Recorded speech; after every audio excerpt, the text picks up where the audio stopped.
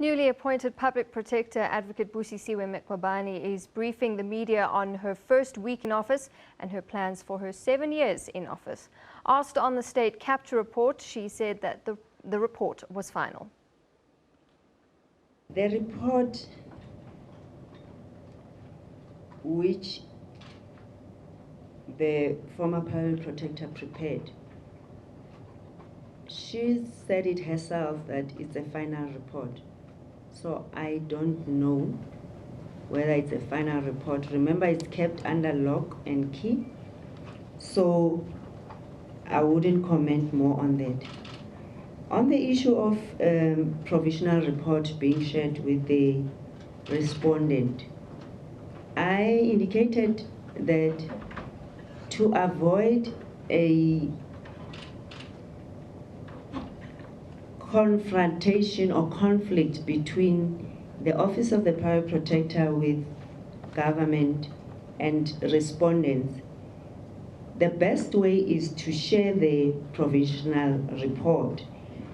Indeed, the law does provide for that. Section 7, subsection 9, where if you discover that there would be a negative finding towards a person, you give that person an opportunity to provide you with further information before you compile your final report.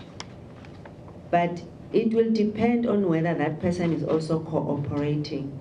If the person is not cooperating, and then you can compile a report with the available information at your disposal.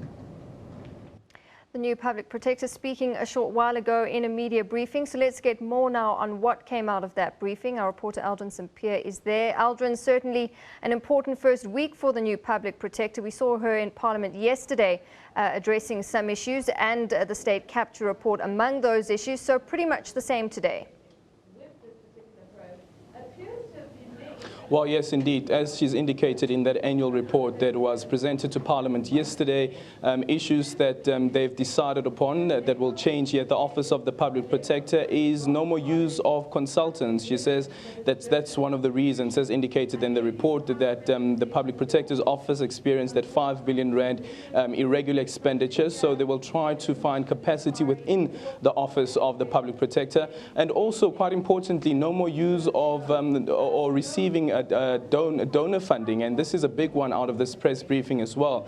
And she did indicate yesterday in Parliament that we all know the implications that are associated with getting donor funding, especially foreign donor funding. And today she expanded a bit more on that, saying that, listen, you get foreign funding, you know that sometimes you get agendas that are attached to it, you get the conditions that are attached to it. And she made an example of the World Bank as well as the IMF, saying that when they give monies to countries, they attach conditions to it, and that's the reason why she's decided that the office will not be accepting any more donor funding.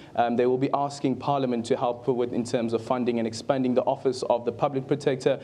One of the decisions that they've taken is also to set up the offices of the Public Protector in regional courts and magistrates' courts. And then, of course, the big one is the state capture report. Remember that tomorrow she must file a responding affidavit to the application brought by Minister of Cooperative Governance, Des van Rooyen, as well as President Jacob Zuma. Remember, President Jacob Zuma's case was supposed to have been heard yesterday, rather on Tuesday, but because Des van Rooyen had brought an application on Friday, the decision by all the parties involved in that case on Friday was to combine the two cases because they have similar effects, and that case will now be heard on the 1st of November. She did indicate that the office has not yet decided what the response will be to the application by both Des van Rooyen as well as President Jacob Zuma, and that will be something that will be quite interesting, how she responds to this case and what she will say in her affidavit, considering that she has not have access to this state capture report. As per the preservation order handed down by the High Court, she hasn't had access to that report, but she did indicate that that report is here at the Office of the Public Protector, but not in her office, that the report remains locked up. All right, so Aldrin, her first week as a Public Protector nearly done. Fair to say she has some work ahead of her to cement her position as a credible replacement to Thuli Madonsela.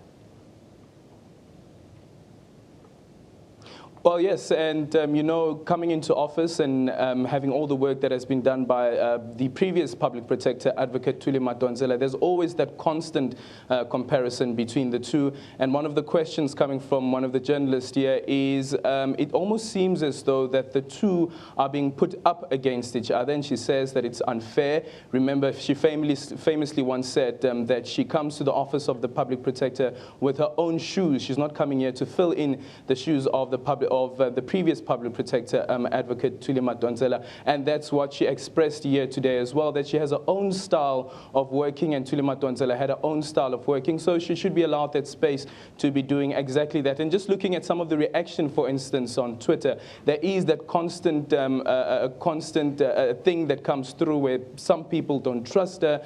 Remember the spy allegations that came from the DA just before a formal appointment by President Jacob Zuma. She has asked in Parliament that the DA retracts that statement. I'm not too sure what happens now since the DA has not formally retracted that statement, whether she will be seeking legal advice to force the DA to withdraw that statement. All right, Aldrin, thank you very much. We'll leave it there. Aldrin Sampear live from that briefing in Pretoria.